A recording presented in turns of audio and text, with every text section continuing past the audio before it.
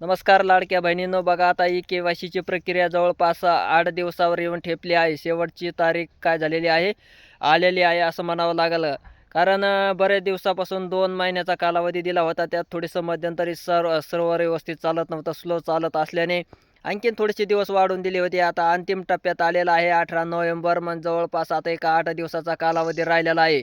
आणि ज्या लाडक्या बहिणींनी हप्ते ज्यांना रेग्युलर चालू आहेत, त्यांचा असा भ्रम असा आहे की आपले चालूच राहणार आहेत, के-वाय-सी करण्याची गरज नाही. पण तसं काही नाही. तुम्हाला के-वाय-सी ही फिक्स अंतिम करावाच लागणार आहे. तरच तुम्हाला येणारा डिसेंबरचा हप्ता हा येणार आहे. नसता तुम्ही जर ई-के-वाय-सीकडे दुर्लक्ष केलं, ई-के-वाय-सी जर केलीच नाही, तर तुम्हाला येणारा हप्ता येणार नाही. तुमचे कायमचे हप्ते काय होणार आहेत, बंद होणार आहेत आणि तुम्हाला त्या के-वाय-सीच्या यादीतून वगळण्यात येणार आहे. त्यामुळं मग लवकरात लवकर सर्वच लाडक्या बहिणींनी के-वाय-सीची प्रक्रिया पूर्ण करायची आहे.